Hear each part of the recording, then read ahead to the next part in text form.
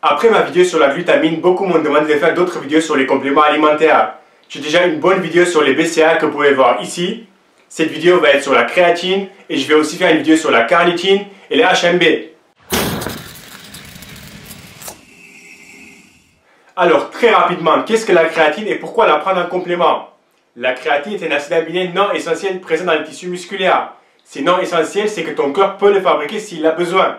Pour faire simple, quand tu fais un exercice, tu as besoin d'énergie pour contracter un muscle.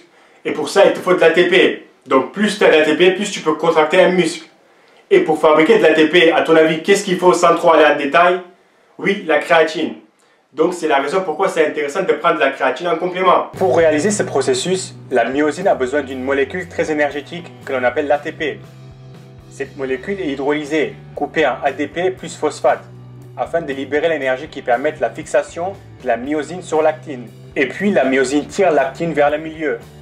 Une fois que cette phase est terminée, l'ADP et le phosphate sont libérés pour qu'une nouvelle molécule d'ATP se fixe, pour que soit le cycle recommence, soit relâcher la myosine selon si vous arrêtez de contracter le muscle ou pas. Donc juste pour faire une simple contraction musculaire, il y a plein de choses qui se passent dans le muscle au niveau moléculaire. Dans l'alimentation, on la trouve principalement dans la viande, la volaille et les poissons d'environ 5 grammes par kilo. Oui, 5 grammes par kilo. Une autre raison pourquoi c'est mieux de prendre de la créatine en poudre que d'essayer de manger 1 kg de viande par jour. Et donc il est important de préciser que la créatine en poudre c'est la même chose que la créatine produite par l'organisme ou trouvée dans l'alimentation. Il y a plusieurs formes de créatine que vous pouvez acheter sur le marché. La moins chère, la plus efficace et celle avec le plus d'études, c'est la créatine monohydrate. Il y a énormément d'études sur la créatine monohydrate. C'est le complément avec le plus d'études et de recherches. Et je te garantis qu'il n'y a aucune étude qui montre que la créatine est mauvaise ou dangereuse pour la santé. Et c'est même le contraire. Donc, sauf si tu fais le con ou tu as déjà un gros souci, tu n'auras pas de problème avec la créatine. Si quelqu'un pratique la musculation depuis un certain temps régulièrement et me demande un complément à essayer pour passer un cap ou progresser un peu plus, sans hésitation, je lui conseillerais la créatine. Donc, avant de répondre aux questions que vous vous posez sur la créatine, je vais d'abord vous dire ses réels bienfaits.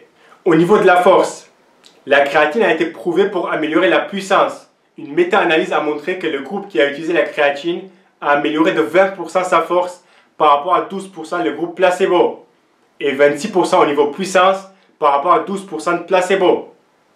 10% de progrès plus avec un complément naturel et pas cher, c'est vraiment pas mal.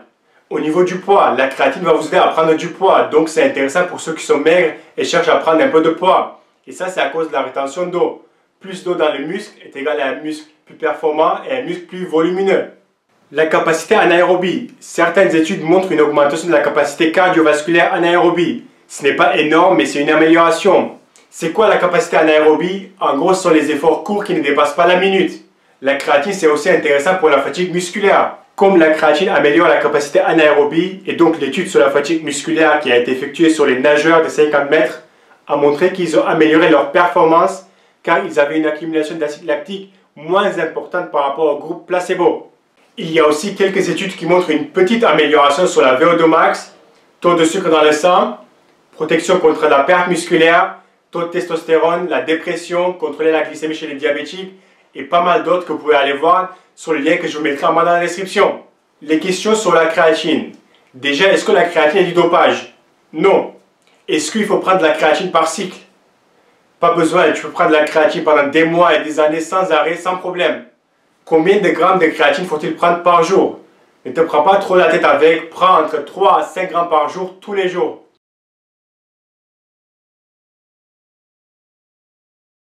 Quel est le meilleur moment de prendre la créatine? Il n'y a pas de meilleur moment pour prendre la créatine, prends-la quand ça t'arrange. Est-ce qu'il faut absolument prendre la créatine tous les jours? Au début, pendant 2-3 semaines, je te conseille de la prendre tous les jours. Mais après, une fois que tes réserves sont remplies, tu peux la prendre 3 à 4 fois par semaine. À quel âge on peut commencer à prendre la créatine? Honnêtement, si tu as 15, 16, 17, 18 ans, avec le taux de testostérone que tu as, pour toi, la créatine, ça va être une perte de temps. Est-ce qu'on peut mettre la créatine dans le shaker et la garder 2-3 heures et la boire après l'entraînement? Oui. C'est mieux de prendre la créatine avec l'eau, un jus ou la mélanger dans le shaker de protéines. Peu importe, ça fait aucune différence. Mais si tu veux la mélanger avec l'eau, moi je te conseille d'acheter la créatine monohydrate micronisée. Ça sera beaucoup plus facile à dissoudre. Voilà. Si vous avez d'autres questions sur la créatine, n'hésitez pas à me laisser un petit message dans les commentaires. Sinon, merci et à la prochaine vidéo.